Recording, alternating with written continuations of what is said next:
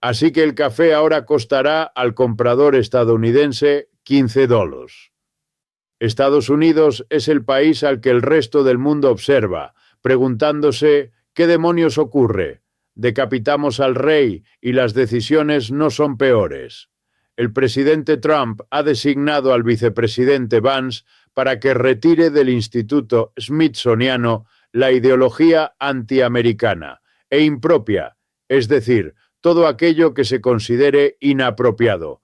¿Qué es eso? Se acabó. El imperio está en decadencia y en constante declive. En ese momento, Donald Trump dice: voy a recuperar el canal de Panamá, voy a quitarle Groenlandia a Dinamarca, voy a quitarle Canadá a los canadienses. Cuando tu país se desmorona y está al borde de la ruina, una de las maneras de mantenerlo unido,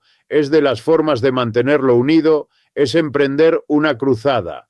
Y la clase trabajadora es golpeada de muchas formas. Está molesta, está enojada, no vislumbra una salida. Así era la clase obrera alemana.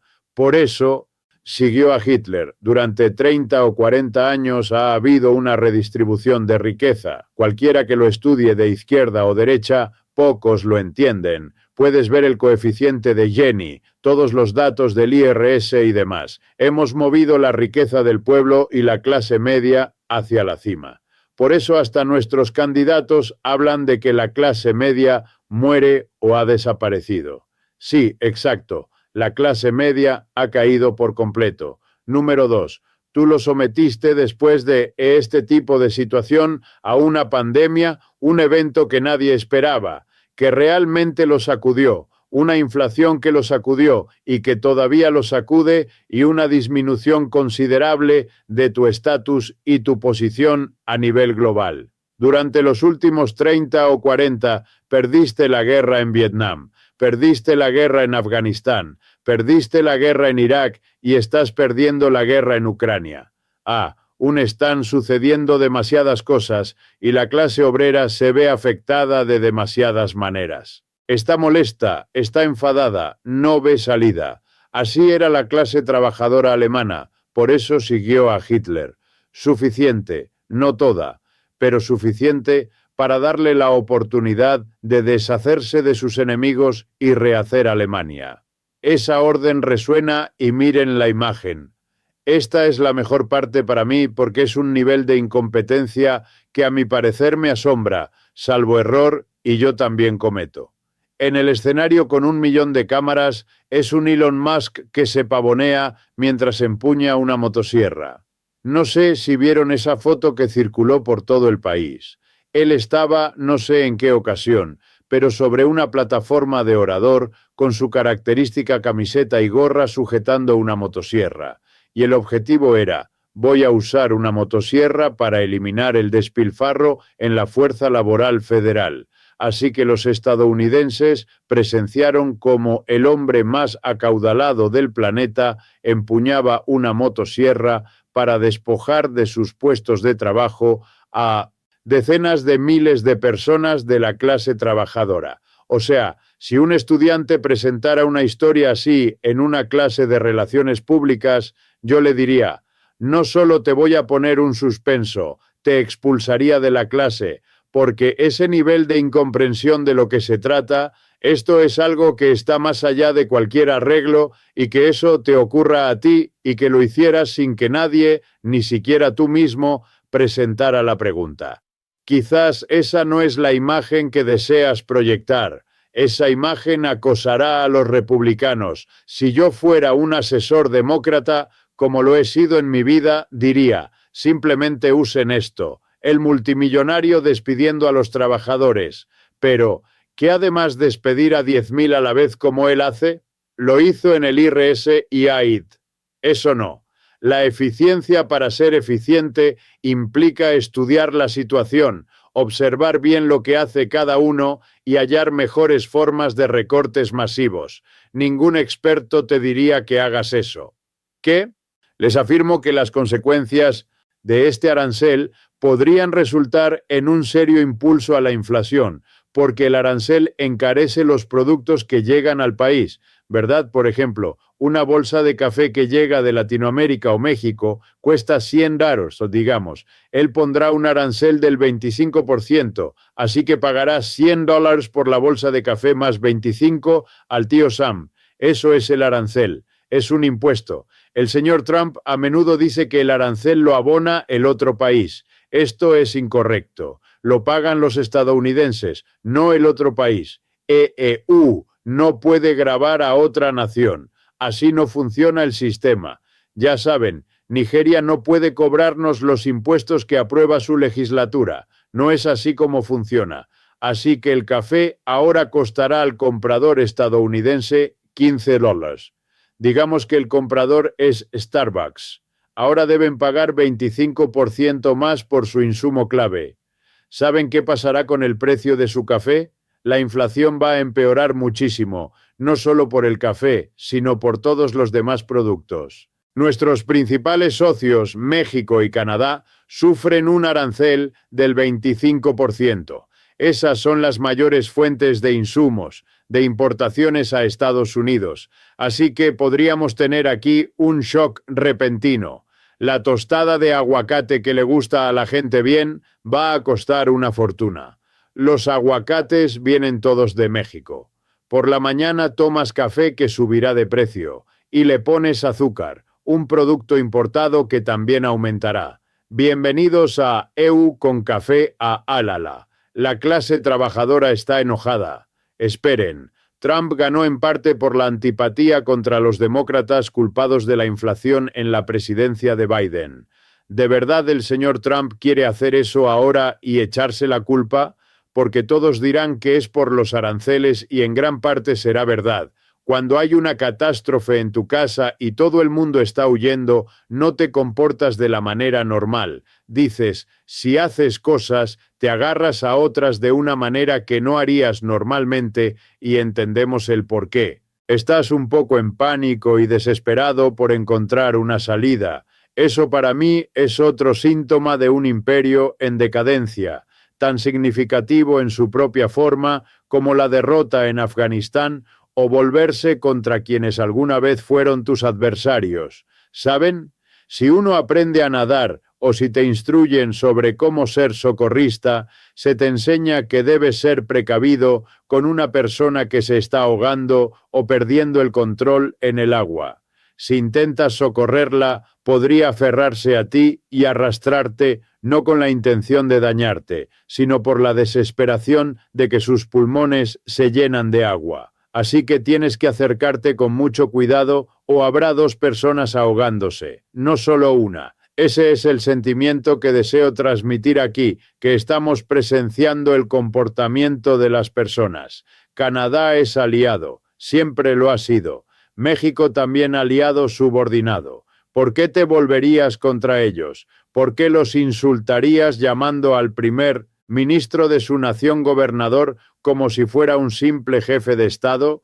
¿Por qué dirías tal cosa? ¿Por qué decirle a Groenlandia, a los danes lo quiero para mí? Sí, lo deseo, me lo quedo. ¿Por qué harías? ¿Qué es eso? ¿Es el comportamiento de una persona que se ahoga y se agarra a lo que sea?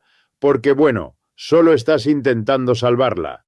No es que quiera quitarte los pantalones, es como funciona. Eso es lo que pienso y puedo decirles que más y más del mundo está mirando a Estados Unidos ahora, y nunca lo vi en mi vida. Nací en Ohio.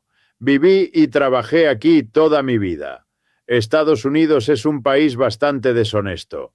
Estados Unidos es el país al que el resto del mundo observa, preguntándose, ¿qué demonios ocurre allí? ¿Saben cómo intentó EU pintar al líder de Corea del Norte, un país del que nadie sabe nada, verdad? Está loco. Es un hombrecillo gordo y bastante excéntrico y bla bla bla. Así ve el mundo al señor Trump y a Estados Unidos. En ese momento, Donald Trump dice, voy a recuperar el canal de Panamá, voy a arrebatar Groenlandia de las manos de Dinamarca, voy a quitarle Canadá a los canadienses. Crecí en un entorno donde la historia se nos presentaba de una manera muy parcializada y con un notorio desequilibrio. Realmente se inicia con Grecia y Roma, evolucionando después hacia el periodo moderno, y me han deleitado con el imperio griego, el imperio romano, la democracia ateniense, la esclavitud romana, la Edad Media, la llegada de los grandes estados europeos, los enfrentamientos que generaron el colonialismo, en el cual Europa se convirtió en la potencia dominante, una potencia en el mundo entero, y reparte el globo entre las naciones europeas. Esa conferencia en Berlín de 1884,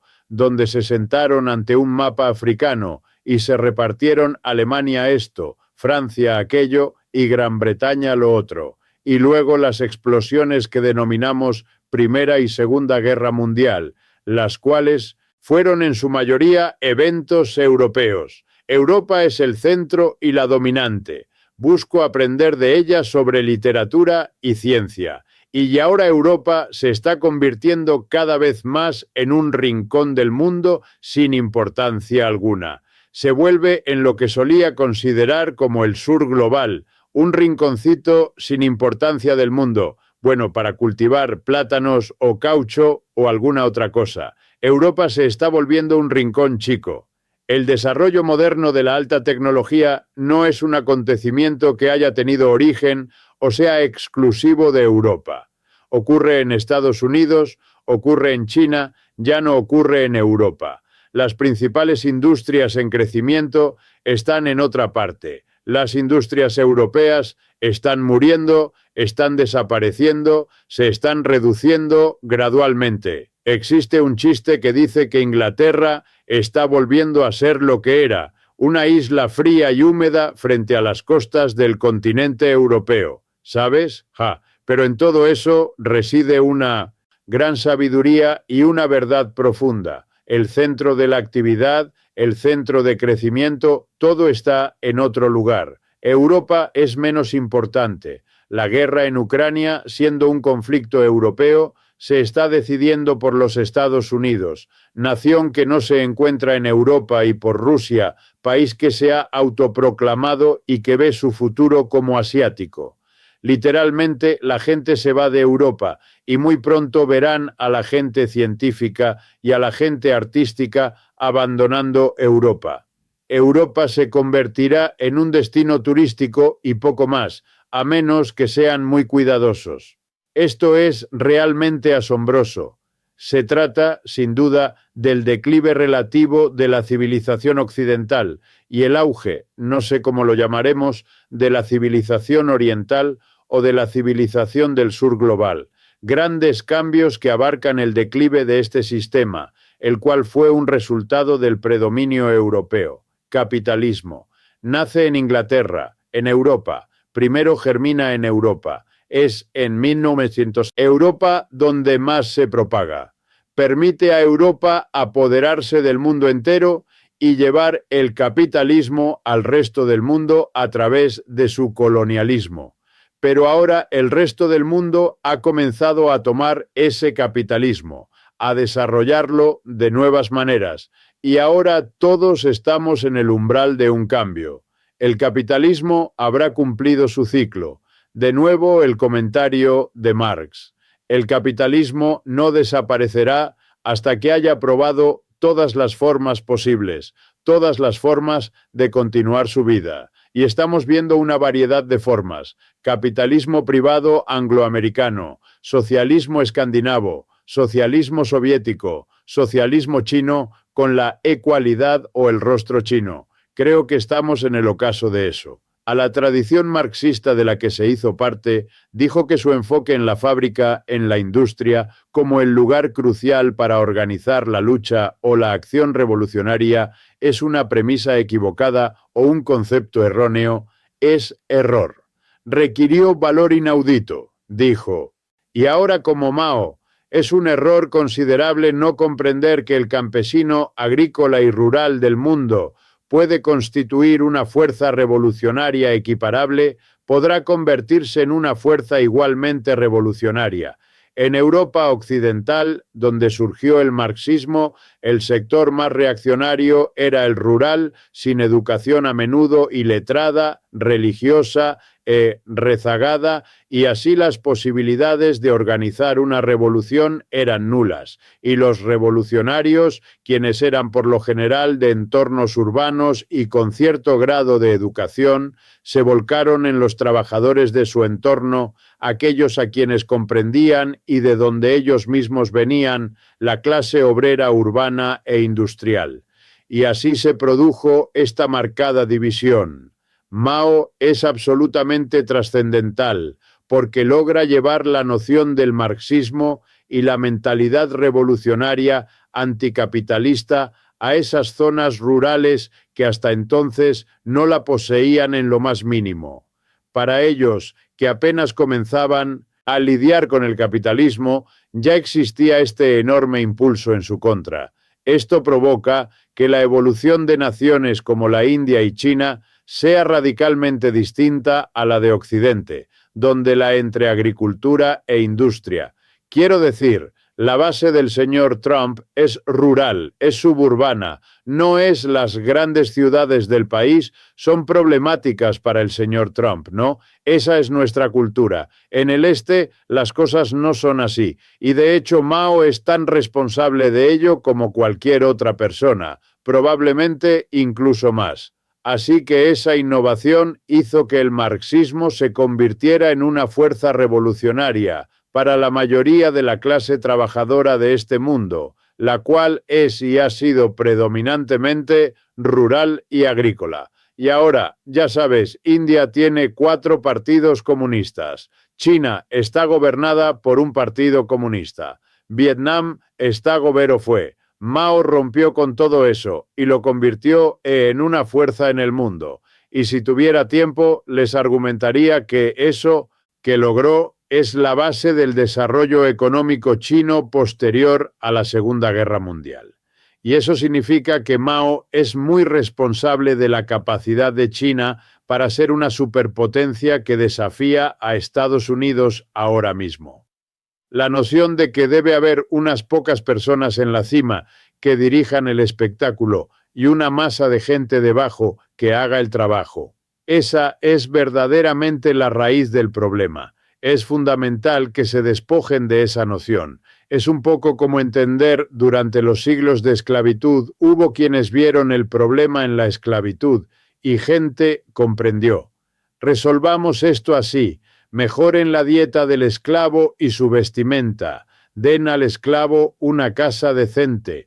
Dejen de golpearlo. No vendan a la mujer sin el marido. Bla, bla, bla. Y otros dijeron, no, no lo resolverán así. ¿Saben cuál es el problema? La relación amo-esclavo. Eso es lo que tiene que desaparecer definitivamente. Esa es mi postura. Ahora estoy haciendo justo eso. Esa relación es la que debe terminar. Se acabó.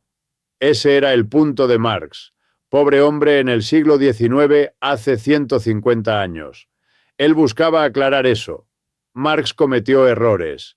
Marx no es ningún santo ni nada de eso, pero era muy inteligente y se planteó el problema. ¿Cómo se puede superar al capitalismo? Y pasó su vida tratando de descifrarlo, llegando a mi parecer, y estoy abierto a otras opiniones, a esta conclusión muy hegeliana. El problema del capitalismo es el capitalismo mismo. No es esto o aquello, ni dar más salario a los obreros. No basta. Es como mejorar la dieta del esclavo. Basta. Claro, defendemos una dieta mejor para el esclavo. Somos decentes, pero no es el problema. El problema es esclavitud y capitalismo. El problema es que un grupo minúsculo decide y adivinen qué. Se quedarán el dinero, los más ricos, el 10% superior, ¿verdad? Siempre. Cada pocos años habrá guerra contra la pobreza que no podemos superar. Ahora, ¿por qué? Fíjense en el tabú cultural que existe hasta ahora mismo. Puedes analizar casi todo, pero no ese sistema económico. Criticamos nuestro sistema educativo, criticamos nuestro sistema de transporte, criticamos instituciones como el matrimonio, como la heterosexualidad, penny. Pero criticar la relación empleador-empleado no se le ocurre a nadie. Hace 20 años nadie se planteaba el sexismo o en gran parte del país el racismo. Llega un momento en la historia en que es posible decir, oye, esto es indignante, no lo toleraremos. Eso mismo le ocurrirá al capitalismo. Y a mi juicio, es una lotería si sucede en el decadente capitalismo de Occidente o en el capitalismo ascendente de Oriente. Mi suposición es que ocurrirá en ambos y en el lugar donde ocurra, primero, será contagioso para el otro, pues la idea será que los problemas que afrontamos ahora son finalmente aquellos que nos habilitarán a formular la cuestión. Podría ser que la resolución a estos inconvenientes implique modificar la estructura organizacional del ámbito laboral, abandonando un modelo jerárquico vertical. Me atrevo a decir, una disposición democrática en la cual todas las personas en el lugar de trabajo se reúnan, lo discutan y luego vote una persona un voto. Tras analizar aspectos técnicos y otros, y con la opinión de quienes tienen la información requerida, podemos tomar una decisión informada. Recuerdo que las decisiones clave en grandes corporaciones las toma una junta directiva y la mayoría carece de pericia técnica. Convocarán a especialistas que les expliquen, según sea necesario para tomar la decisión, las ramificaciones técnicas. Al explicar cómo sería un lugar de trabajo democrático, dicen, ¿puede el conserje tomar decisiones como un cirujano cardíaco? Sí puede. En estas decisiones que presentan una complejidad técnica, los cirujanos cardíacos deben detallar sus conocimientos, mientras que el personal de limpieza informa sobre la importancia de la higiene en los pasillos. Después de que cada uno exponga su punto, se toma una decisión. Eso es lo que siempre hizo la junta directiva. Eso harán los trabajadores. Y no me digan que no es posible, ya que se usó el mismo argumento. ¿Cómo pueden votar los desinformados? Necesitamos un rey. Decapitamos al rey y las decisiones no son peores y en mucho mejores. Así que hagámoslo. Llevemos por fin la democracia al lugar de trabajo. Ya es hora. Es la próxima fase. La revolución es esto. Lo veremos este año. El que viene, quién sabe. Pero que nadie diga de gente como nosotros que solo tenemos una crítica. No, sí tenemos una crítica. Hoy en día es cada vez menos necesario justificar una crítica, ya que todos sienten la necesidad de que exista alguna por lo que está sucediendo, pero a menudo se nos imputa no ofrecer una alternativa. Sí, la tenemos y una buena que surge directamente de los problemas actuales. El profesor Richard Wolff sostiene que al igual que destituimos a los reyes, también podemos acabar con la hegemonía del hombre único en los lugares de trabajo. ¿Qué opinas sobre este tema? Escribe tus comentarios. Si te interesan este tipo de contenidos, no olvides darles un me gusta y suscribirte al canal. M.